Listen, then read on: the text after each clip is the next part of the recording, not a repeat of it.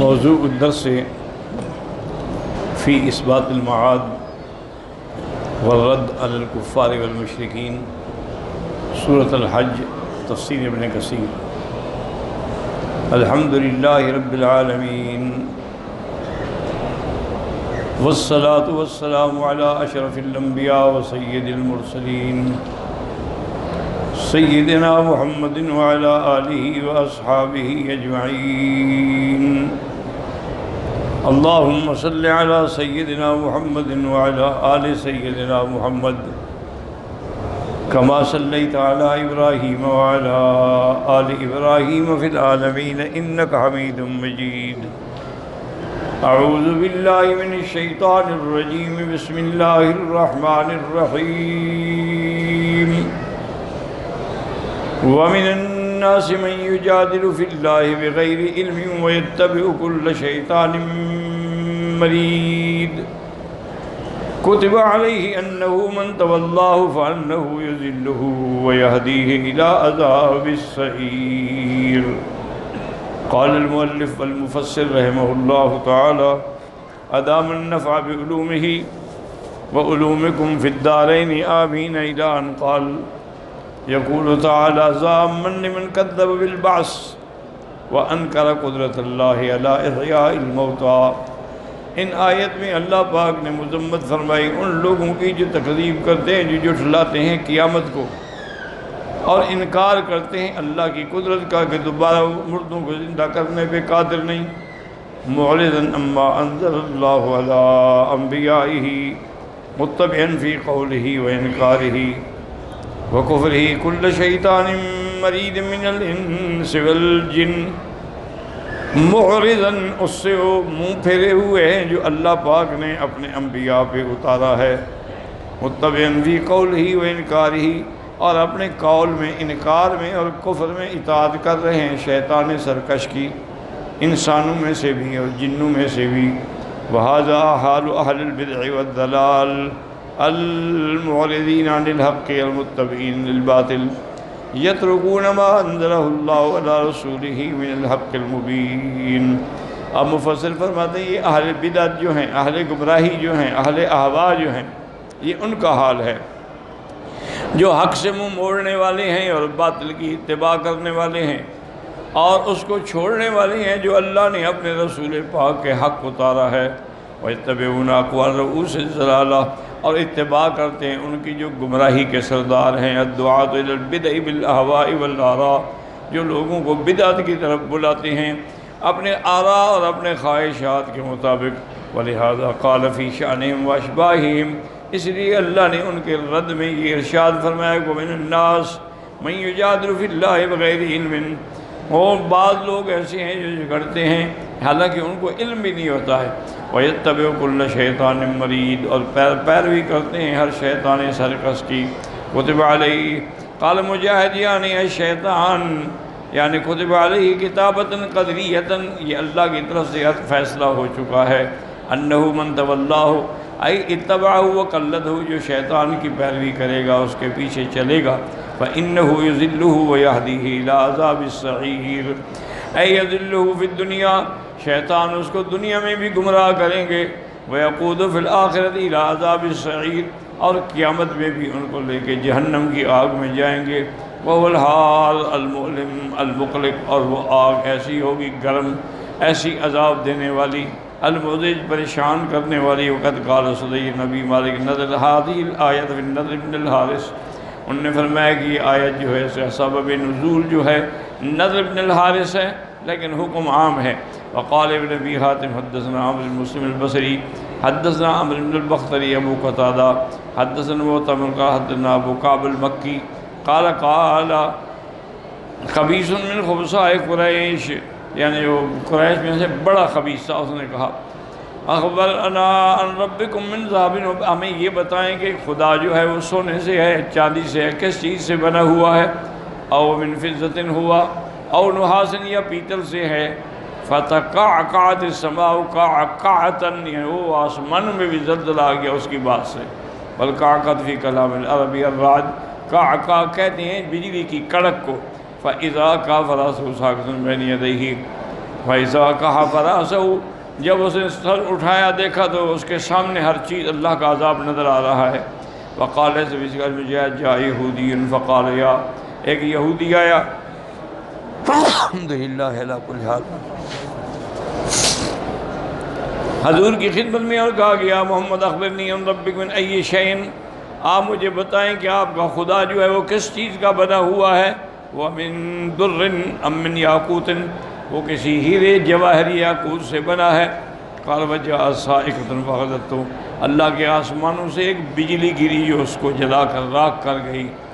یا ایھا الناس ان کنتم فی ریب من البعث فإنا خلقناکم من تراب ثم من نطفة ثم من علقة ثم من مضغة مخلقة وغير مخلقة لنبين لكم ونقر في الأرحام ما نشاء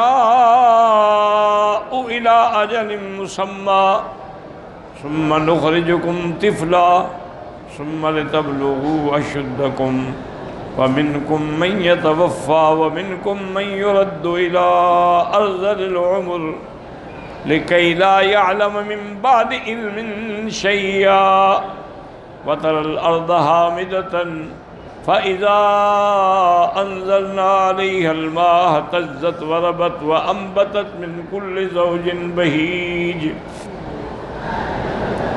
ذلك بأن الله هو الحق وأنه يحيي الموتى وأنه على كل شيء قدير وأن الساعة آتية لا ريب فيها وأن الله يبعث من في القبور. لما ذكر تعالى المخالف للبعث المنکر للبعث، اللہ پاک نے جب مخالفین قیامت کا ذکر کیا تو اب دلیل دیتے ہیں. الدلیل علی قدرتہ تعالی، اللہ تعالیٰ کی قدرت پر جو دلیل ہے کہ جس قدرت کی جو اللہ تبارک و تعالیٰ نے دنیا یہ ساری پیدا کی ہے وہ دوبارہ بھی پیدا کر سکتے ہیں. مما یشاہد من بدیہی الخلق، کہ سب سے پہلے اللہ نے پیدا فرمایا جب وجود بھی کوئی نہیں تھا. یا ایھا الناس ان کنتم فی ریب، اگر تم شک میں ہو قیامت سے، وقیام الارواح والاجساد، اور روح اور اجساد کے دوبارہ زندہ ہونے پر، فإنا خلقناکم من تراب، تحقیق ہم نے پیدا کیا مٹی سے، یعنی اصل برئہ لکم من تراب، جو اصل ابتدا ہے. اللہ نے آدم علیہ السلام کو بھی مٹی سے پیدا فرمایا. وَهُوَ الَّذِي خَلَقَ مِنْهُ آدم علیہ السلام ثُمَّ مِن نُطْفَةٍ أي ثُمَّ جَعَلَ نَسْلَهُ مِن سُلَالَةٍ مِن مَاءٍ مَهِينٍ، وہ ایک حقیر پانی. ثُمَّ مِن عَلَقَةٍ ثُمَّ مِن مُضْغَةٍ وَذَلِكَ إِذَا اسْتَقَرَّتِ النُّطْفَةُ فِي رَحْمِ الْمَرْأَةِ أَكْثَرَ 40 يَوْمًا، جب عورت کے رحم کے اندر نطفہ ٹھہر جاتا ہے، حمل ٹھہر جاتا ہے، تو 40 دن کے بعد جو ہے اس کے اندر تغیر آتا ہے. كذلك يضاف إليه ما يتم إليها ثم تنقلب علقة حمراء، پھر جوں کی طرح سرخ ٹکڑ چیز ہوتی ہے.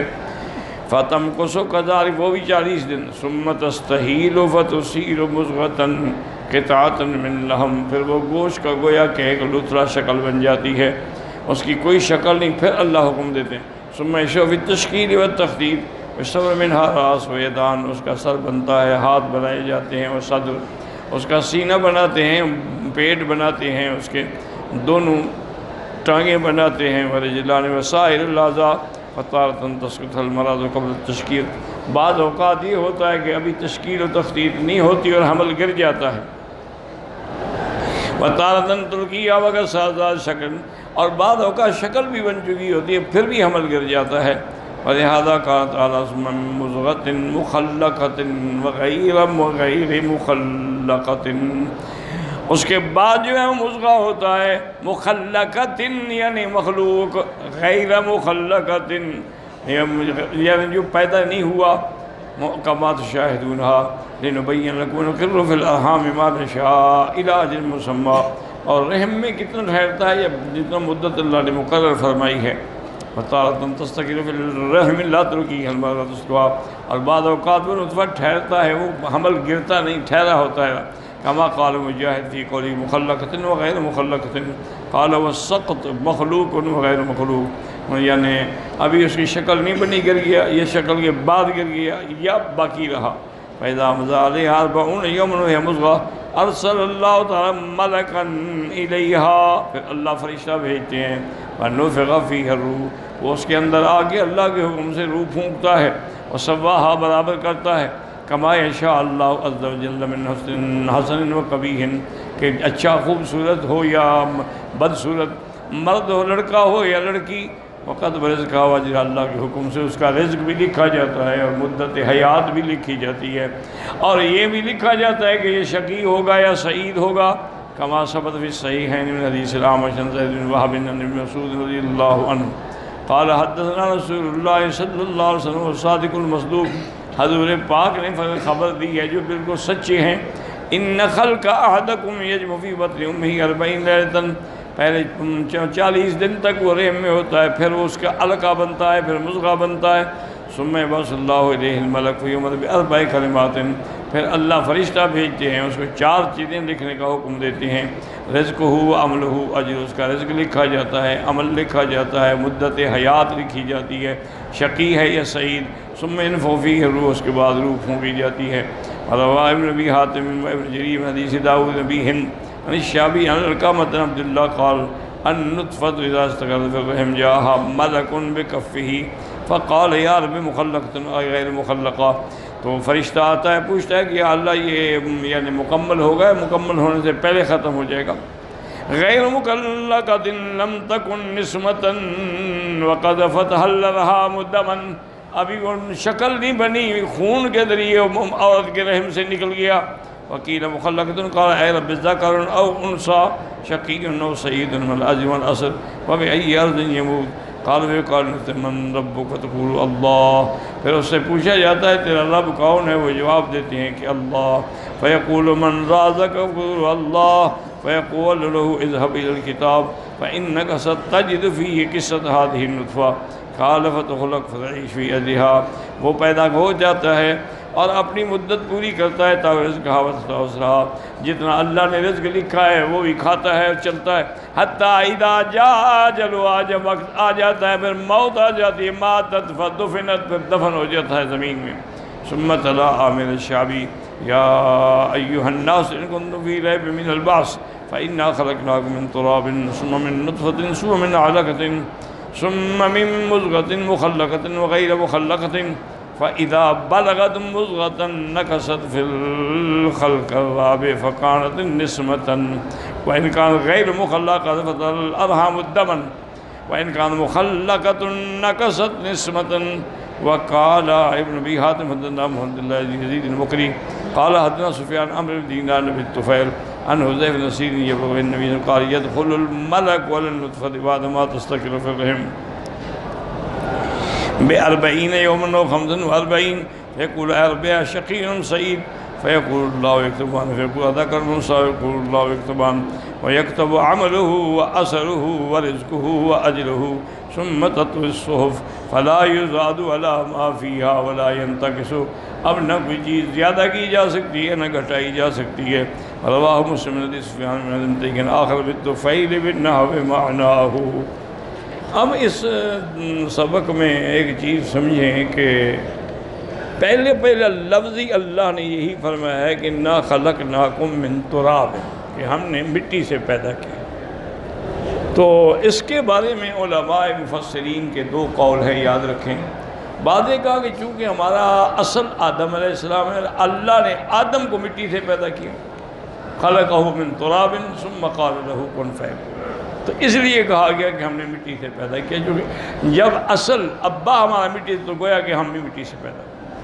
یہ ایک نظام ہے قدرت کا، یاد رکھیں کہ اللہ نے ملائکہ کو نور سے پیدا کیا، اللہ نے جنات کو آگ سے پیدا کیا، خلق الانسان من صلصال کالفخار وخلق الجان من مارج من نار، اور اللہ نے آدم کو مٹی سے پیدا کیا، پھر آگے جو اس کی نسل ہے اس کو اللہ تبارک و تعالی مرد اور عورت کے دونوں پانی کے ملنے سے پیدا کیا۔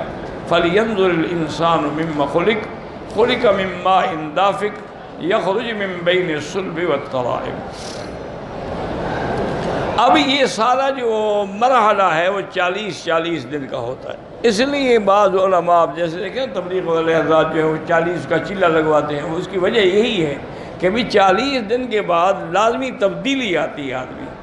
پہلے وہ اپنا نطفہ تھا، پھر علقہ بنا، پھر مضغہ بنا۔